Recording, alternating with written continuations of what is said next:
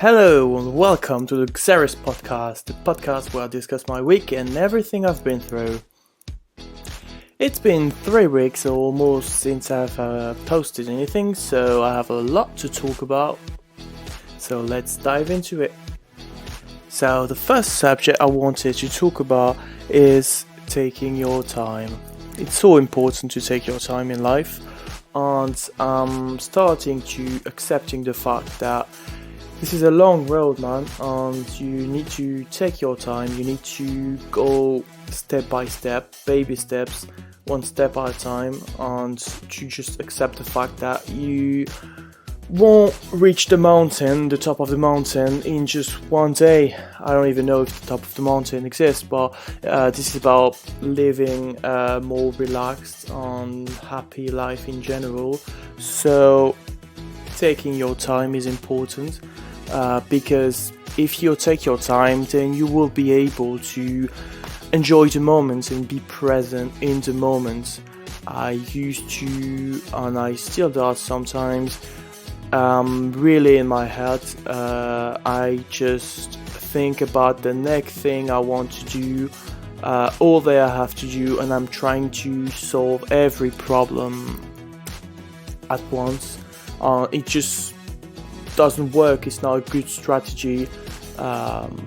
So I've recently started to accept the fact that I need to take my time, and I need to be present in the moment, and I just noticed that my life is just better if I take my time, if I just observe everything rather than analyze it, and I just appreciate the details more, the simple tasks, simple things of the day. I just accept more, and I am able to enjoy way more than before.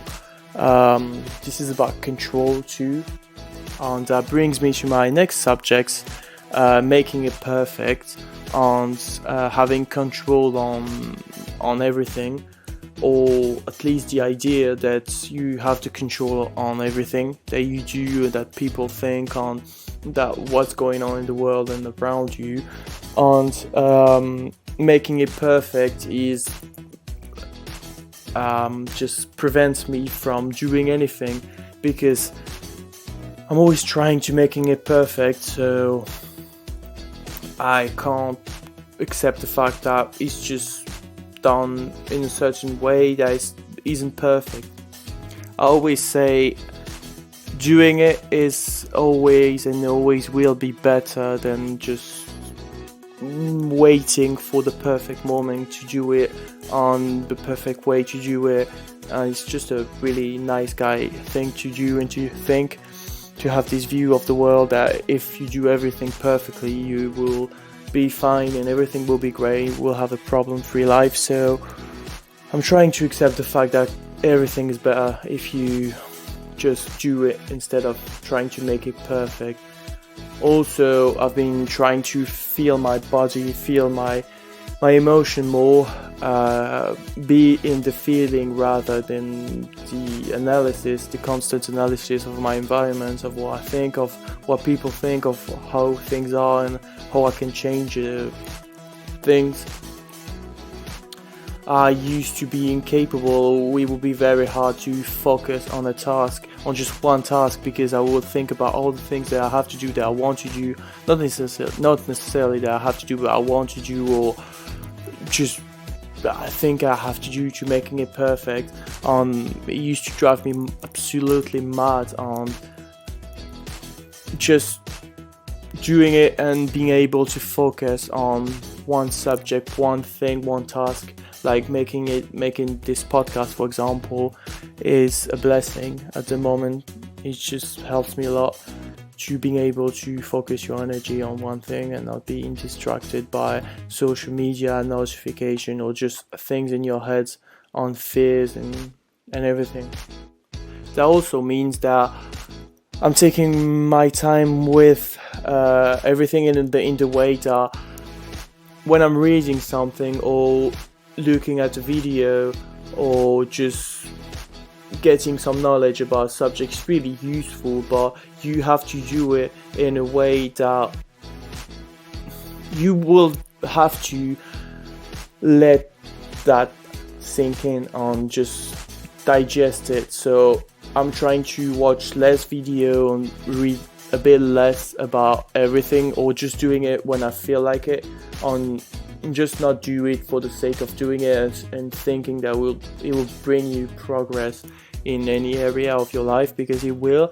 But if you give it more time to grow, it's like a plant, it's like a flower. If you giving it too much water, then it will drown and it will die eventually. So water on sun is great for this analogy, but too much is not good at all. So now when I'm watching a video, after I've done watching it, I'm letting myself have some time to think about what I've just watched, all the information, just digest it, and it will come handy when I will be needing it. I will just think back automatically about what I've read, or this knowledge, and how it can apply to certain situation. And that leads me to the next subject I wanted to talk about, which is attachment to the outcome. And that has been a really big subject for me, because that's what makes me feel all this negative emotion is attachment to the outcome. If I don't get what I want, or I don't get what the outcome that I was thinking of, then I will be just feeling negative. I will be feeling like I failed. That's not the purpose of it. It's just to let go of the outcome and to let go of your attachment to the outcome. Then you don't suffer, because you have no attachment to it. It's just a bonus. So my remedy to this is to spend some time alone, to accept to spend some time alone on one task, just focusing on one thing, on not caring about your phone, especially my phone, on other things. So yeah, just focusing on one thing that I want to do. It could be really simple. You could be just, if I'm like texting a girl, for example, and I don't hear from her, and I'm just, my like inner shame is triggered, and I have all these questions in my head, and I think, oh, is she now getting back to me, or did I do something wrong? No, I'm just trying to think about the task that I'm at, on focusing on me, focusing on my own thing. That makes me less anxious, because that makes me feel like I have something already. And I think that's really the remedy. The remedy to attachment to the outcome is to just have something on your own, have something on your plate, have something that you are working on, some project, anything that will make you feel like you have some value and that you are good as you are on your own, doing your own thing, and not waiting for the validation of others, because that will lead you to an ongoing and endless chase of validation, and it will never stop, because you will have validation for like at some point, or you will enjoy it, you will rely on it to be confident or move forward or whatever, and you, once it passes, and it will pass very quickly, it's like a drug, really pass, just sometimes it can last just 5 minutes, and then all the negative thoughts are just coming back, and then you will feel exactly as like before the validation, it's just no way to live. So that's it. The remedy for me is to spend some time alone, and to have some projects on my own. And the last subject that I wanted to talk about is seeking validation. So it's a bit connected to the attachment to the outcome. If you attach to the outcome, it can be because you are seeking validation. Seeking validation is an outcome. So especially with girls, I feel very attached to the outcome. I feel very just very attached to the outcome. I feel like her response is going to make me feel better, and when it doesn't, I know that deep down it's not right, that I've done like I seek validation that I shouldn't, because I know deep down that I'm good on my own and I am enough. But sometimes I just slip on unconsciously. I just seek for validation again. So what I do to stop that is to do something that I'm afraid of. So if I'm talking to someone and I'm seeking his or her validation, I'm just going to just try to feel the area where I'm the most scared of. So it could be in a conversation and you have a different opinion on on a matter than the other person that you are seeking validation from. And then I will say something that I truly mean and that I'm afraid to say. And that way I'm not seeking validation, I'm just saying what's on my mind. And that will make me feel so good after. I will be really scared, but at the same time I feel so good after in that moment, because I just spoke my mind and I just spoke my truth.